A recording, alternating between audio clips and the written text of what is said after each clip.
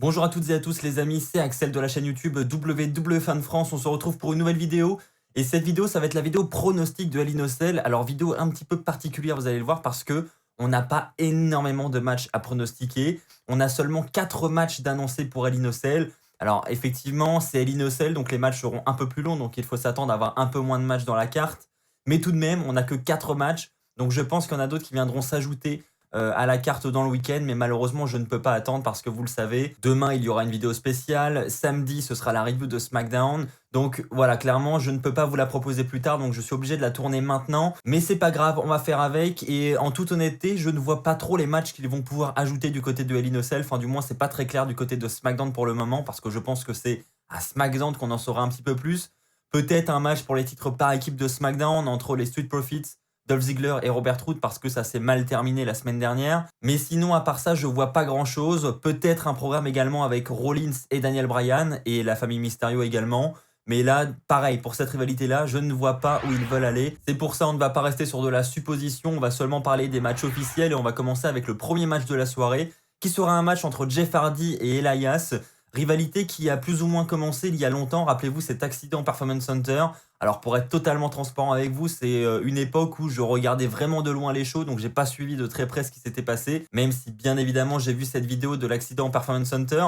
Et donc Elias reproche à Jeff Hardy d'être à l'origine de cet accident. Jeff Hardy dit que ça n'est pas lui, et donc ça a mené des tensions entre les deux, et les deux sont aujourd'hui en rivalité. On a donc eu la semaine dernière à SmackDown une attaque de Elias sur Jeff Hardy, il lui a asséné un gros coup de guitare. Et cette semaine à Raw, on avait Elias qui devait nous proposer un concert. Et à la fin du concert, pour ceux qui ont vu ma review, vous le savez, eh bien ça s'est un petit peu mal terminé pour Elias, puisque Jeff Hardy s'est incrusté dans le groupe des musiciens et en a donc profité pour essayer d'attaquer Elias, mais il n'aura pas réussi. Et suite à ça, plus tard, lors d'une interview, Elias a décidé de défier Jeff Hardy pour un match à Hell in a Cell, un match qui sera un match simple. Honnêtement, j'ai pas vraiment d'intérêt pour cette rivalité, ça m'attire pas plus que ça, je vais pas vous mentir. C'est pas la hype de fou, contrairement à tous les matchs que je vais vous citer plus tard dans la soirée. Je trouve que c'est un petit peu une rivalité OSEF et j'ai vraiment pas une hype de fou pour ce match. En ce qui concerne mon prono, allez, c'est le retour de Elias. Je vais dire Elias parce que je pense que ça ne va pas s'arrêter là. Je pense que voilà, vu l'origine de l'attaque, etc., ils vont vouloir faire durer ça sur le long terme. Ils vont vouloir pourquoi pas révéler des indices petit à petit sur qui est réellement à l'origine de cet accident. Donc je vais dire Elias pour le premier match et je pense que ça va continuer ensuite. Mais comme je l'ai dit, cette rivalité, pas beaucoup d'importance pour moi. Ah, Bayley contre Sasha Banks, Hell in a Cell match. Bon, pour le prono, je vais le dire maintenant, je pense que c'est enfin le moment pour Sasha Banks de redevenir championne féminine. Pour moi, on ne peut pas passer à côté. Victoire de Sasha Banks, j'en suis quasi sûr à 95%, allez on va dire. Pourquoi? Parce que voilà, Bayley, elle a déjà ce long règne de plus de 400 jours, je crois. Elle est même près des 500, si je me trompe pas. Donc voilà, c'est un très long règne. Tout le monde en a un petit peu marre de Bayley, même si je la trouve vraiment excellente dans son rôle actuellement. Ça ferait du bien d'avoir un peu de changement, on va pas se mentir. Donc voilà, déjà pour ces raisons, Sasha Banks mérite d'avoir le titre. Et puis, la rivalité a beaucoup tourné sur le fait que Sasha Banks, dès qu'elle remportait un titre, elle le perdait aussitôt. Je pense vraiment que ça n'est pas anodin et qu'ils vont en profiter pour donner le titre à Sasha Banks. Et puis en plus, il y a la stipulation Hell in a Cell match, donc les deux seront enfermés dans cette cage. Il ne pourra pas y avoir de triche, il ne pourra pas y avoir d'intervention. Enfin bref, ça va vraiment être à la loyale. Ça risque d'être un petit peu brutal aussi. Et ça pourrait pourquoi pas même être le main event de la soirée. Il y avait une rumeur là-dessus il y a encore quelques semaines. C'est clairement la plus grosse rivalité dans la division féminine actuellement. C'est d'ailleurs extrêmement bien raconté chaque semaine. Il y a beaucoup d'intensité dans cette rivalité entre les deux femmes et ça j'adore. La stipulation du Hell in a Cell arrive à la perfection. Autant des fois on a des Hell in a Cell matchs qui sont mis en place où on voit pas trop l'intérêt, où c'est une petite rivalité qui ne mérite pas vraiment cette stipulation.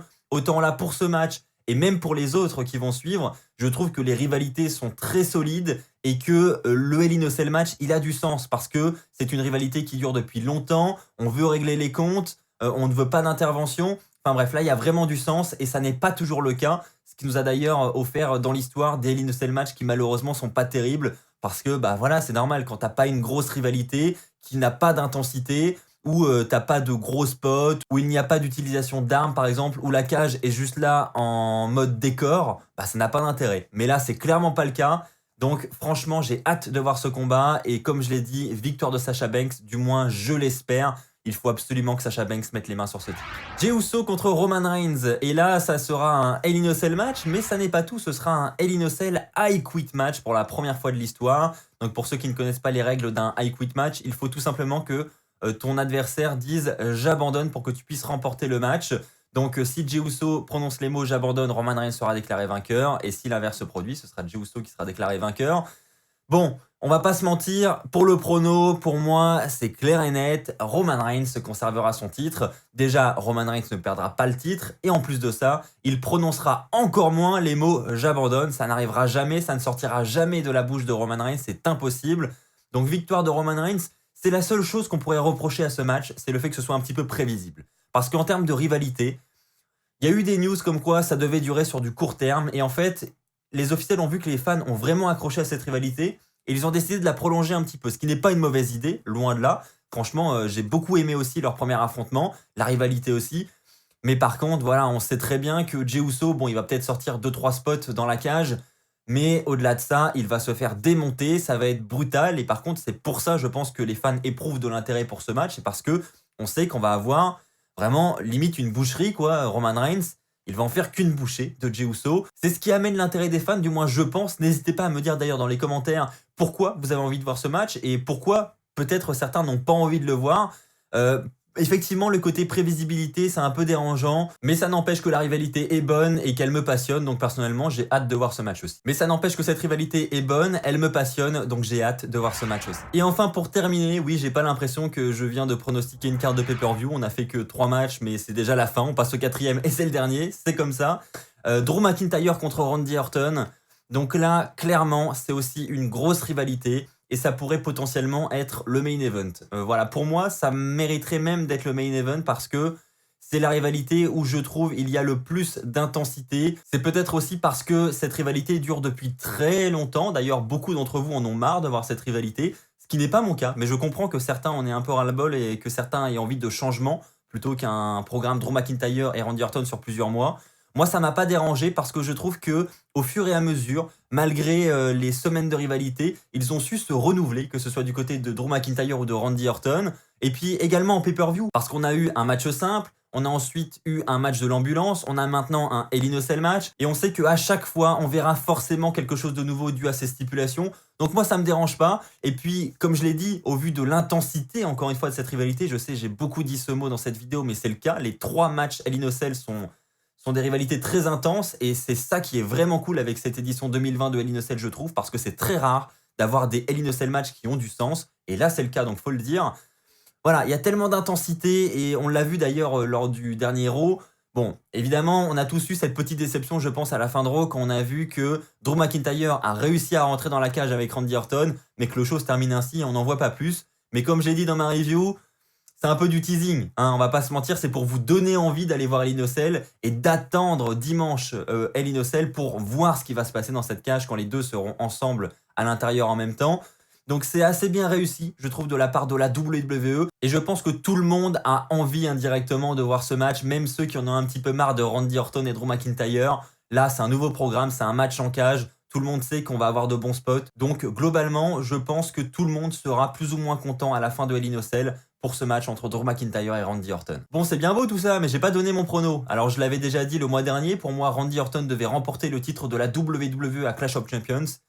Eh bien, ça ne s'est pas produit, comme vous l'avez remarqué. Et bah pour moi, ce sera Hell in a Cell. Voilà, je vais maintenir mon prono. Je veux que Randy Orton devienne champion de la WWE. Alors je dis ça parce que déjà, je pense qu'il va le remporter, que les officiels ont des plans pour Randy Orton. Mais pour moi, il est également celui qui le mérite le plus actuellement. Vous enlevez Randy Orton, qui vous mettez face à Drew McIntyre, qui peut mettre les mains sur ce titre? Je ne vois absolument personne. Et Randy Orton, là aussi, est quelqu'un qui sait se renouveler. Malgré toutes ces années de carrière, il me passionne toujours autant et il nous propose de très bons programmes chaque semaine. Et puis c'est clairement, du côté de Raw, le top heel par excellence. Clairement, je ne vois pas comment on peut passer à côté si quelqu'un doit prendre le titre de Drew McIntyre dans les semaines qui arrivent. C'est bel et bien Randy Orton, donc j'espère qu'il va le faire ce dimanche. Voilà les amis, c'est ainsi que s'achève cette vidéo pronostic de Hell in a Cell. J'espère qu'elle vous aura plu. Si c'est le cas, comme d'habitude, n'hésitez pas à lâcher un pouce bleu, n'hésitez pas à vous abonner. On a dépassé les 90 000 abonnés, c'est exceptionnel. Donc maintenant, en route vers les 100 000. Donc n'hésitez pas à vous abonner, ça me fera extrêmement plaisir. Et puis, on va accomplir ce cap des 100 000 abonnés ensemble. Je compte sur vous. Merci à tous encore une fois pour votre fidélité. On se retrouve très vite. D'ici là, portez-vous bien. Et n'oubliez pas, soyez toujours très fiers d'être fan de catch. Allez, bye tout le monde!